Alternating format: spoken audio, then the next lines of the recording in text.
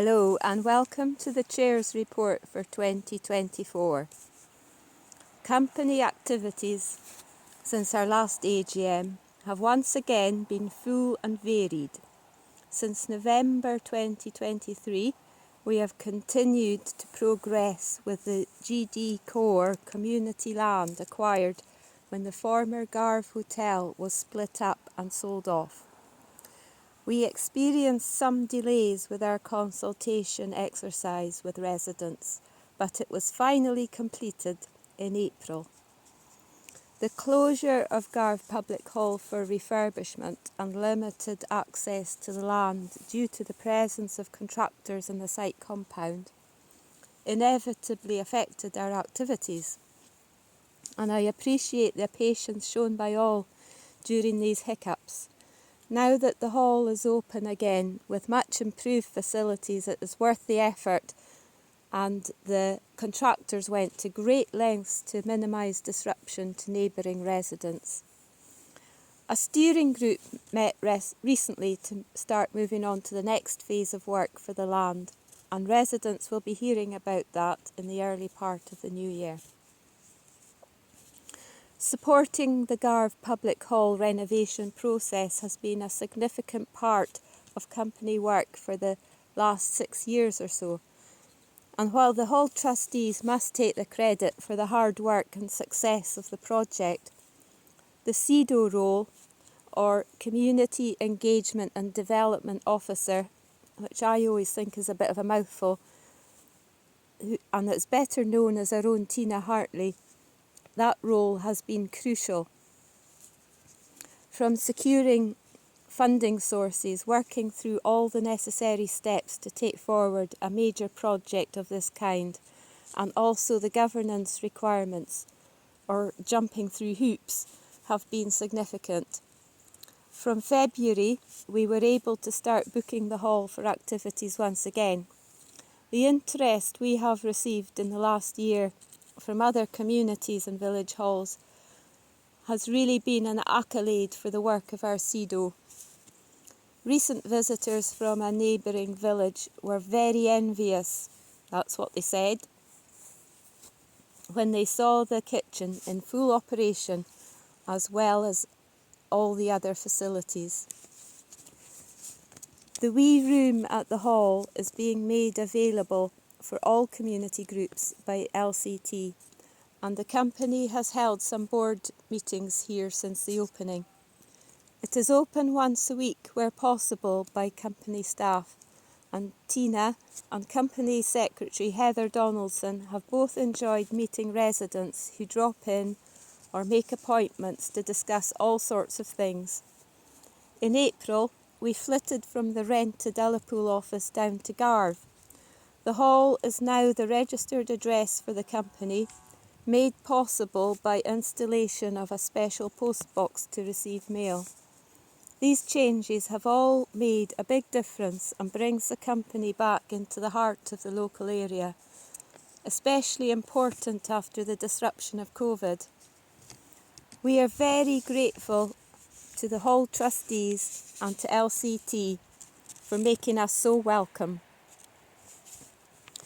The Community Transport Project, led by Ewan Bush and a joint initiative working with Compton, Jamestown and Tarvey, as well as Highland Council, has steadily moved forward. It is a complex project, but we expect to see the launch of our community transport in the new year. Please don't be shy about using it. It is something that could make a huge difference for residents who do not have their own transport, as well as groups wanting to go to events and outings. The better supported it is, the more viable it becomes, and a big asset to everyone living here. The reason tonight that we have a resolution to add an object to the company Memonarts is to make the community transport as user-friendly as possible for people of Garve District, as well as their friends and families. It is a simple amendment which we recommend for approval. In March, we welcomed our new Activate officer, Fiona Baverstock. She has liaised with existing groups, activities and tutors and given support wherever needed. Ideas for new activities have been coming in, which is lovely to see, and regular classes continue to be well attended. Megan Urquhart has been working with Friends of Garve Memorial during the last few months, helping with the preparation for the centenary service in October. It was a very poignant occasion and community representatives were very moved to take part in it.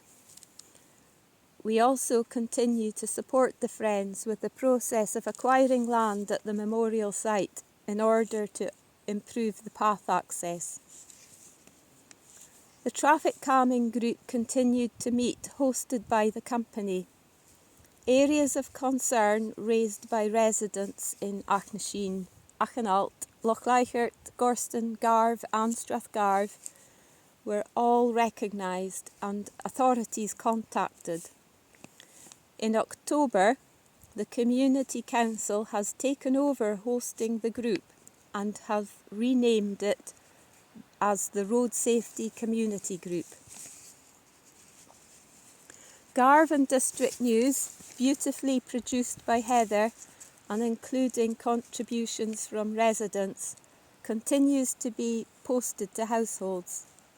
In this day and age of WhatsApp, email and social media, there is still a place for postal communication.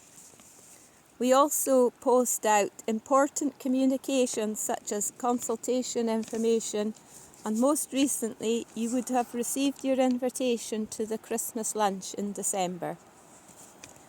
Maybe this would be a good point to give a shout out to all our wonderful posties too. Our community website garve.org is kept busy with news and announcements from and for all sections of the community. Members can register here, sign up for regular updates and make contact with the company. Thanks to DOPAD for providing friendly support and carrying out maintenance. The Community Support Grant continues to be open to eligible applicants, and from our joint working meetings I know this is felt to be important to the LCT board and community councillors as well as ourselves. Please check out garve.org for full information on what is available. Our 5-year community plan, called What's the Plan, expired in May. This coincided with the launch of Highland Council local place plans, and so in conjunction with the Community Council we worked on compiling a Garve District local place plan. This is wider in scope than the previous plan as it takes into account the responsibilities that Highland Council bear and other statutory agencies have. We successfully met the deadlines for each state. We successfully met the deadlines for each stage, and earlier this month Highland Council informed us that the local place plan had been accepted and registered. The board has since met to look at the priorities for the company over the coming year, as identified by all who took part in the consultation process. We very much appreciate residents taking the time to contribute to the local place plan.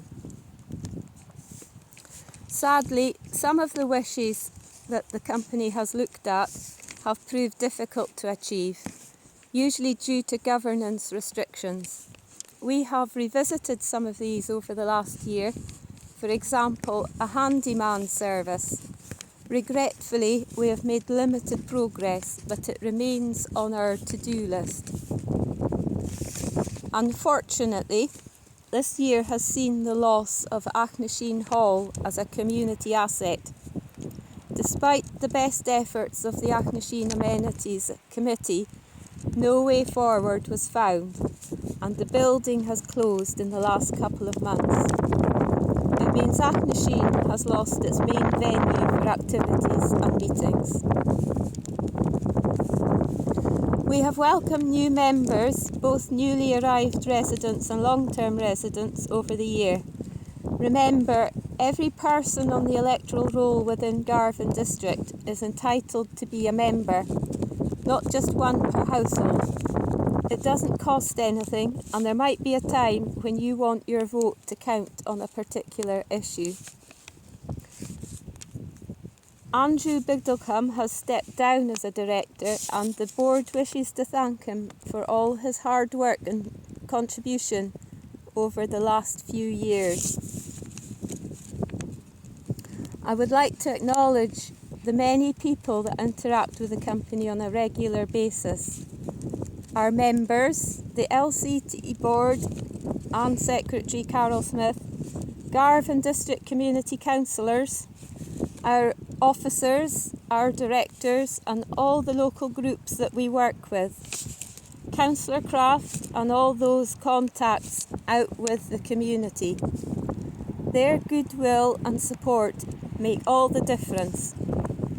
For those who send notes or letters or messages with kind comments or thank yous, these are what make our staff's day. We deal with all sorts of comments, and we endeavour to deal with everyone professionally and respond in a fair manner. Finally, as we come to the end of another year, I am stepping down from the role of chair. I am seeing more people involved in taking part in groups and activities than ever before, and I am sure that enthusiasm will carry forward to the benefit of our wee community. I do hope to carry on as a director, and I know we have excellent potential candidates for future office bearers. We also have room for more directors, so if you feel you have some spare time and useful skills, please consider getting involved. Thank you to everyone who has supported me while I've been chair. I believe the company can be proud of its progress, achievements to date, and that it can look forward to more development of community interests in the future. It has established itself in a central supporting role to the community and its sister organisations, and that is thanks to past directors as well as present ones. And don't forget, in the future, it will need others to carry on the good work. Thank you very much.